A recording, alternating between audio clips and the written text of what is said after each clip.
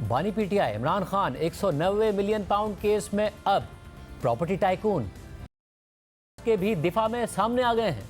वैसे ही जैसे वो जनरल आसिम सलीम बाजवा, फराह गोगी और एक ज़माने में जहांगीर तरीन और आरिफ नकवी पर इल्ज़ामात के बाद उनके दिफा में सामने आ गए थे क्योंकि उस वक्त वो उनके करीब थे। इमरान खान ने आज 190 मिलियन पाउंड केस के हवाले से ये दिलचस्प एतराफ़ कर लिया है कि बरतानिया की नेशनल क्राइम एजेंसी ने जिस प्रॉपर्टी टाइकून के पैसे पकड़े थे तो उसी प्रॉपर्टी टाइकून के कहने पर उन्होंने यकीन कर लिया कि पैसे ना तो चोरी के थे ना ही मनी लॉन्ड्रिंग के थे और यूँ तहकीकात की ज़रूरत ही महसूस नहीं की गई और फिर उसी प्रॉपर्टी टाइकून के कहने पर खुफिया मुआहदे के जरिए पैसे पाकिस्तान में आने दिए।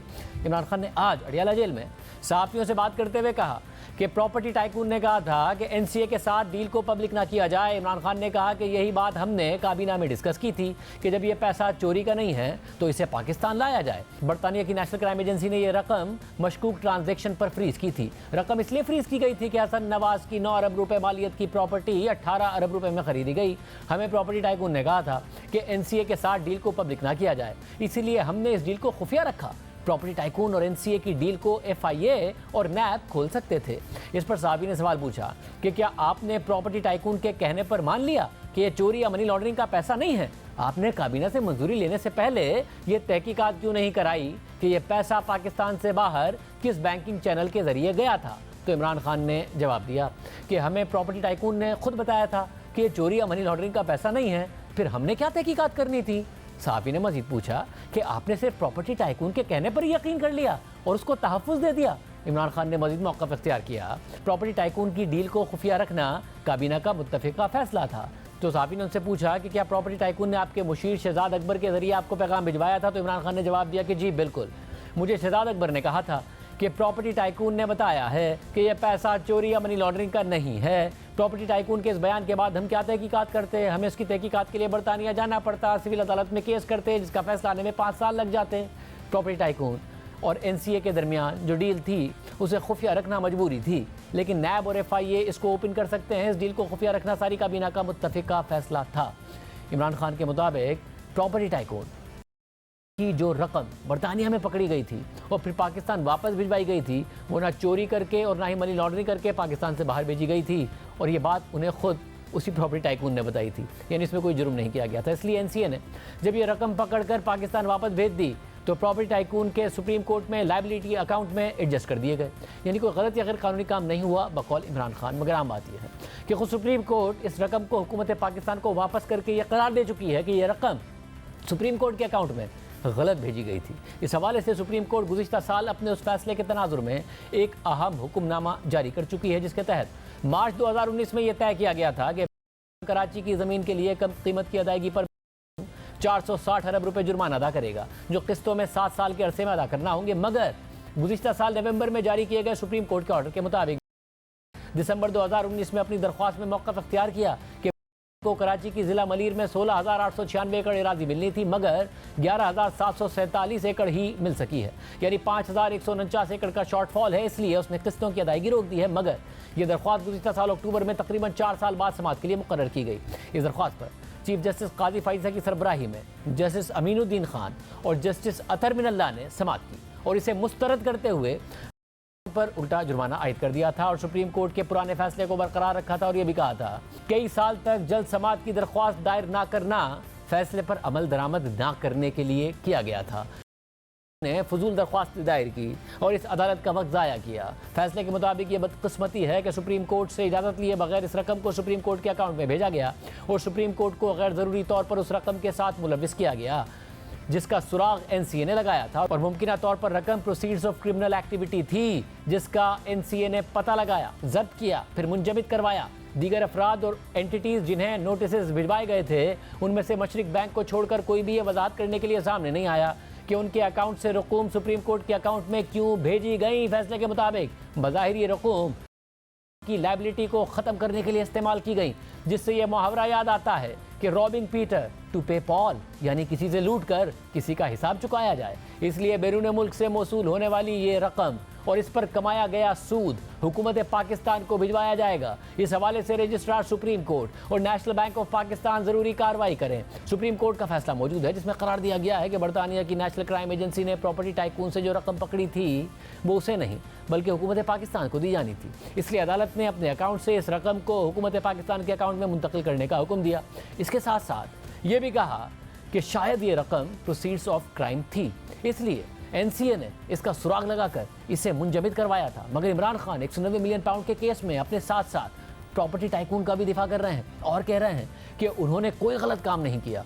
इसी तरह वो माजी में जनरल आसिम सलीम बाजवा और बुशरा बीबी की दोस्त फराह गोगी का भी दिफा करते रहे। कभी दिफा करते हैं, कभी कह देते हैं कि मेरा कोई ताल्लुक नहीं था।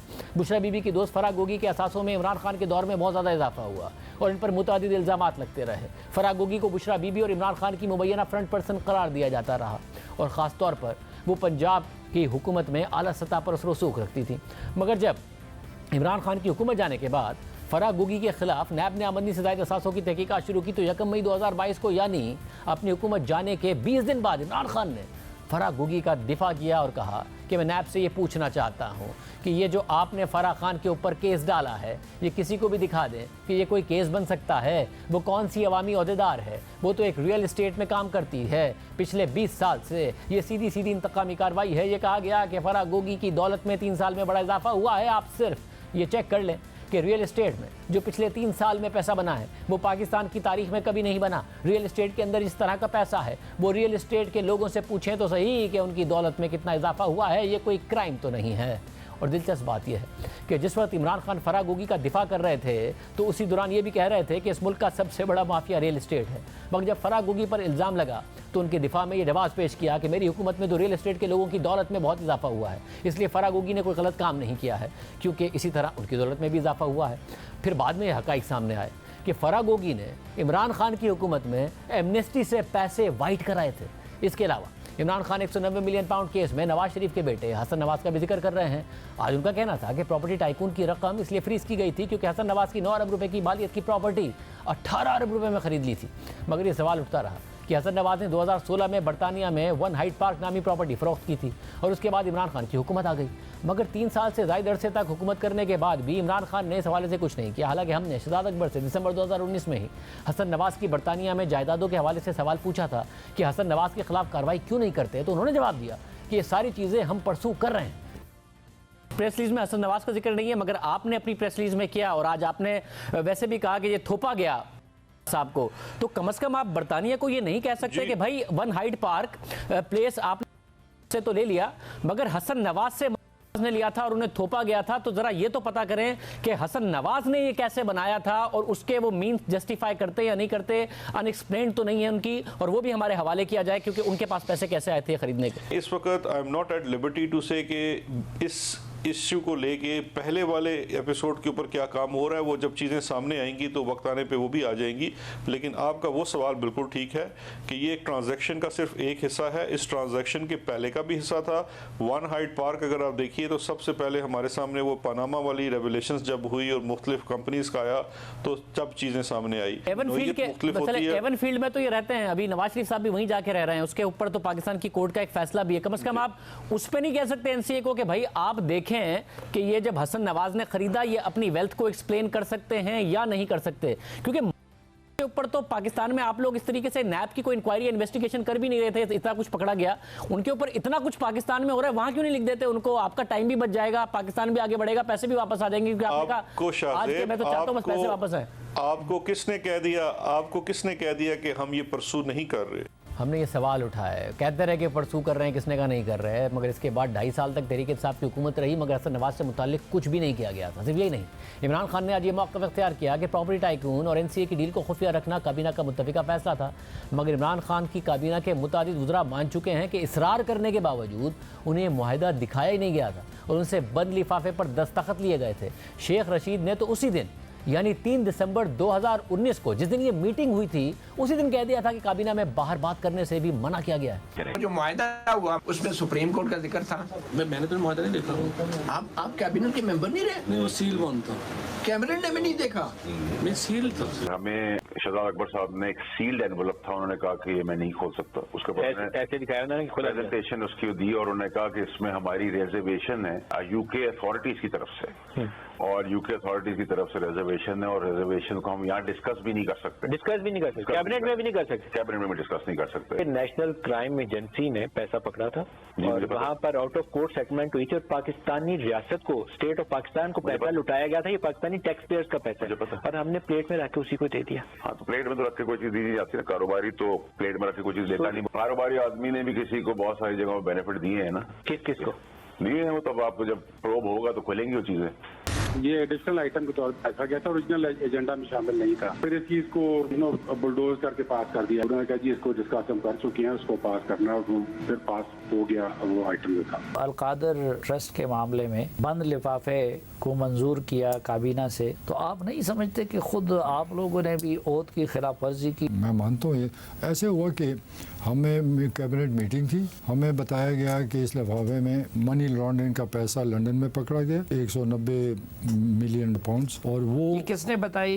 शहजाद अकबर ने या प्राइम मिनिस्टर ने खुद? शहजाद अकबर ने। हमें क्या एतराज था अगर कोई कहे कि गवर्नमेंट का पैसा आ रहा है। मुझे अगले दिन किसी को, हम बैठे हुए थे 2-3 वजीर, उन्होंने बताया कि ये तो ये था। मैंने कहा मुझे बता देते, मैं बोल लेता, आप तो नहीं डरते हो, नहीं बोल सकते हो, तो मैं इस पे ऑब्जेक्शन कर सकता था। उस वक्त हमें बिल्कुल समझ नहीं है कि फिर हाथ से निकल चुका था। काबीना से खुफिया रखकर मुआहदे पर दस्तखत कराए, आज बात काबीना पर डाल रहे हैं। हालांकि उसी प्रॉपर्टी टाइकून से अलकादरी ट्रस्ट के लिए 458 केनाल ज़मीन और करोड़ों रुपए भी लिए।